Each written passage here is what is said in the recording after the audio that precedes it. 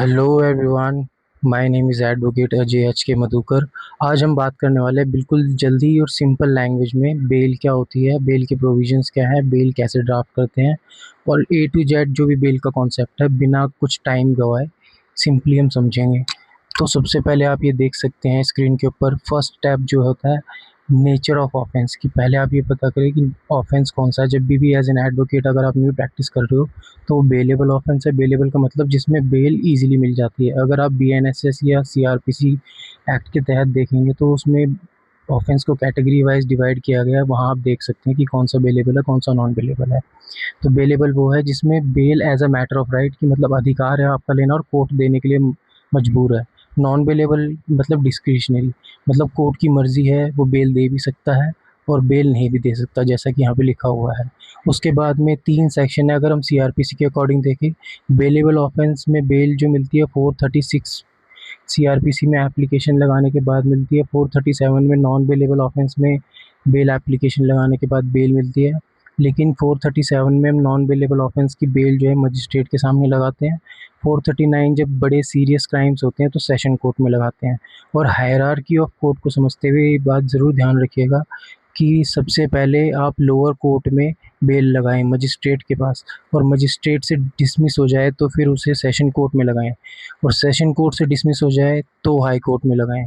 ये हायरार्की ना फॉलो करें और आप डायरेक्ट सेशन में लगा दें या डायरेक्ट हाई कोर्ट में सेशन और हाई कोर्ट में से किसी को चुनना पड़े, और अगर आप हाई कोर्ट में लगा देते हैं तो फिर आप वापस सेशन में नहीं लगा पाओगे, फिर आपको बेल हाई कोर्ट से ही लेनी पड़ेगी।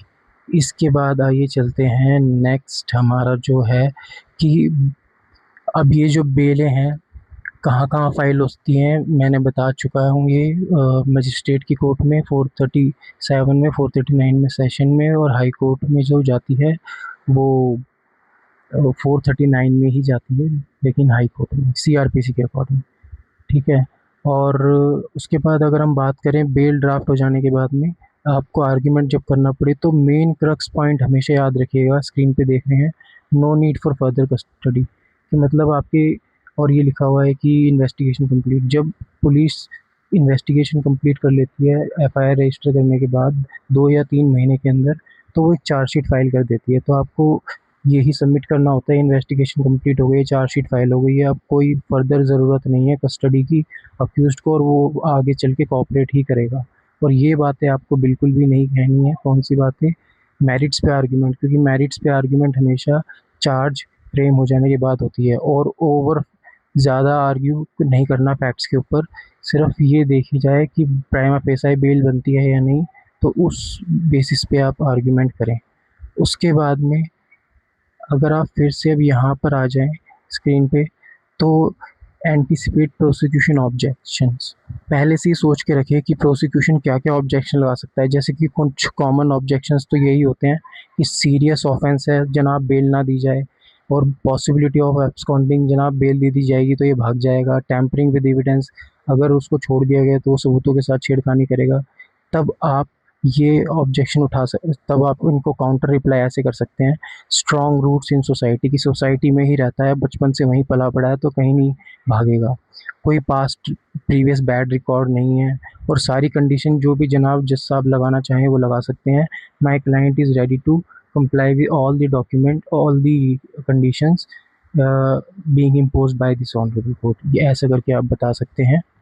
ठीक है। तो ये आगे अगर हम चलते हैं इसमें, तो अगला पॉइंट है इसी के अंदर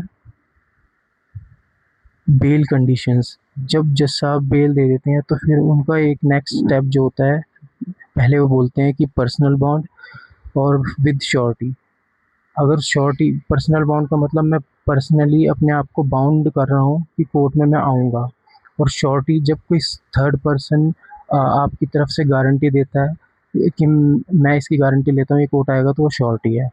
और पासपोर्ट, और अच्छा होगा अगर आप ज़्यादा से ज़्यादा स्ट्रॉन्ग डॉक्यूमेंट्स अपने पास रखें, जैसे कि पासपोर्ट, ड्राइविंग लाइसेंस, और कोर्ट को ये भरोसा दिलाएं कि आप ये मेरा ओरिजिनल रख लीजिए, लेकिन मुझे बेल दे दीजिए, मैं इन्हें डिपॉजिट करने के लिए रेडी हूँ। और अगर बेल बॉन्ड श्योरिटी के साथ कोई अमाउंट भी मांगते हैं डीडी ड्राफ्ट के रूप में, 50,000, 20,000, तो वो भी आप देने के लिए रेडी हैं। और आपकी ये कंडीशन रहेगी कि आप कांटेक्ट नहीं करोगे किसी भी केस के विटनेस से, जो कि एक बहुत ही स्ट्रॉन्ग कंडीशन रहती है। उसके बाद कॉमन मिस्टेक जो आपको कभी नहीं करनी, कभी भी ड्राफ्ट करते वक़्त कोई भी कॉपी पेस्ट नहीं करना ड्राफ्ट, और बिना एफआईआर को प्रॉपर पढ़े बिना तो कुछ नहीं करना, क्योंकि जब बेल आर्ग्यूमेंट कर रहे होगे तो जज साहब एक-एक चीज़ पूछेंगे। एफआईआर कब हुई थी? कौन से थाने में हुई है? कब इसे अरेस्ट किया गया था? कब कस्टडी में लिया गया था? जेसी में जुडिशियल कस्टडी में रिमांड पर कब भेज दिया गया? और तो उस सिचुएशन में आप एक-एक चीज़ को नोट करके रखें बारीकी से। उसके बाद बात आ जाती है प्रैक्टिकल कोर्ट रूम प्रैक्टिस, यानी कि extra copy of bail application हमेशा अपने साथ रखें। जजमेंट्स के प्रिंट आउट निकलवा करके एक्स्ट्रा कॉपी रखें जज को देने के लिए, अपोजिट पार्टी को देने के लिए। Mention matter urgently if custody involve, ये पॉइंट अभी छोड़ दीजिए। और एक प्रैक्टिकल अप्रोच मैं बताता हूँ, जब भी किसी कोर्ट में आप बेल लगा रहे हो तो उस कोर्ट के लिए हमेशा आप अपने कोर्ट के स्टाफ से अपनी रेपुटेशन बना कर रखें, ताकि वो कुछ आपको ईज़ी तरीके से बता सके क्या करना है, कैसे करना है। इसी के आगे अगर हम बात करें कि अब जब बेल आपकी कोर्ट में लिस्टेड हो जाती है, तो फिर सबसे पहले आपका मैटर को कॉल किया जाता है, ये आप देख सकते हैं। तो इसी तरीके से आवाज़ लगाई जाती है कि बेल एप्लीकेशन एफआईआर नंबर 145/25 में स्टेट वर्सेस राहुल आपको पेश होना पड़ता है। तो कोर्ट आपसे पूछता है कि प्लीज़ आप ये आपकी बेल एप्लीकेशन आप प्रोसीड कीजिए। तब आप अगर सेशन में बेल लगाइए तो आप ये कह सकते हैं कि जो इम्पोर्टेंट पॉइंट्स हर केस में आपको रखने ही रखने हैं, ये वो पॉइंट्स हैं, जैसे कि जनाब मेरा क्लाइंट इतने दिन की कस्टडी काट चुका है, इन्वेस्टिगेशन कंप्लीट हो चुकी है और फर्दर इन डेरोगेशन की ज़रूरत नहीं है, पुलिस ऑलरेडी सवाल जवाब कर चुकी है, और मेरे क्लाइंट से कुछ भी रिकवर नहीं हुआ है, उसकी जेब से कोई आपराधिक कोई भी हथियार या कोई भी एलिजली इन्वॉल्व कोई भी चीज़ मिली नहीं है मेरे क्लाइंट के पास से। परमानेंटली वो दिल्ली में रहता है, कोऑपरेट करेगा ट्रायल में। और फिर कोर्ट आगे आपसे क्या पूछ सकता है, कोर्ट आगे आपसे पूछ सकता है कि इस बंदे का कोई पास्ट बैड रिकॉर्ड तो नहीं है। तब आपके क्लाइंट के लिए बेनिफिशियल होगा और उसका कोई पास्ट बैड रिकॉर्ड नहीं है, तो आपको यही बोलना है clean antecedents, no prior criminal record. Learned APP से भी फिर पूछा जाएगा, एपीपी साहब बस यही बातें रिपीट करते हैं और पुलिस वाले भी यही बेस पे ऑब्जेक्शन उठाते हैं कि अगर छोड़ दिया तो भाग जाएगा, छोड़ दिया तो क्या नाम है गायब हो जाएगा, दूसरे देश चले जाएगा, ऑफेंस से और दो सेम ऑफेंस दोबारा कर सकता है, और जो ऑफेंस उसने कमिट किया है वो ग्रेव नेचर का है। तब ऐसे में आप इस बात का काउंटर डिफेंस ऐसे ले सकते हैं कि जनाब ग्रेविटी अपराध की जो संगीनता है वो अपने आप में एकमात्र ग्राउंड नहीं हो सकती बेल डिनाई करने के लिए, ऐसा सुप्रीम कोर्ट की जजमेंट्स में काफ़ी सारी जजमेंट्स में कहा गया है। इसके अलावा फर्दर सबमिटेड आगे यही कह सकते हैं कि चार्जशीट ऑलरेडी फाइल हो गई है, कोई और रीज़न दिखता नहीं है जिसकी वजह से अब एप्लीकेंट भाग सकता है, एविडेंस से छेड़खानी कर सकता है, क्योंकि अब तो अब तो इन्वेस्टिगेशन ही कंप्लीट हो गई है, अब वो क्या करेगा।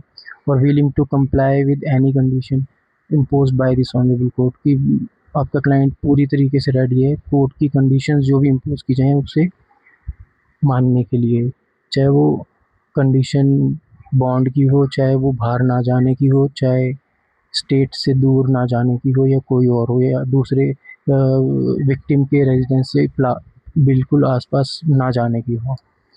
इसके अलावा कोर्ट आपसे ये भी पूछ सकता है चार्जशीट फाइल हो गई है, अगर हाँ अगर हो गई है तो आपके लिए बहुत अच्छी बात होगी और कोर्ट ऐसे में आपको बेल ग्रांट कर देता है।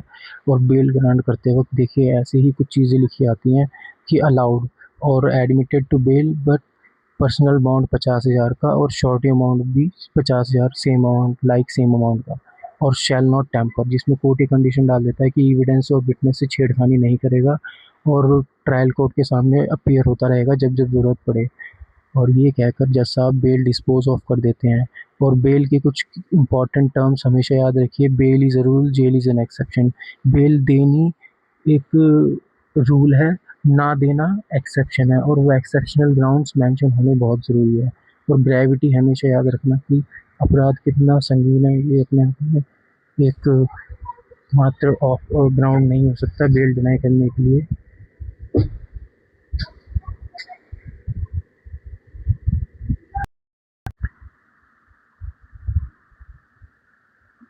ये आप देख सकते हैं कि एक आइए इससे पहले हम कुछ और चीज़ें देख लेते हैं। देखिए, अगर आपने कभी एफआईआर ना देखी हो तो देखिए कुछ इस तरीके से दिखती है, जिसमें डिस्ट्रिक्ट लिखा होता है, पीएस लिखा होता है, ईयर लिखा होता है, एफआईआर नंबर लिखा होता है, घटना लिखी होती है, टाइम लिखा होता है, और अब नेक्स्ट पेज पे पूरी स्टोरी लिखी होती है कुछ इस तरीके से।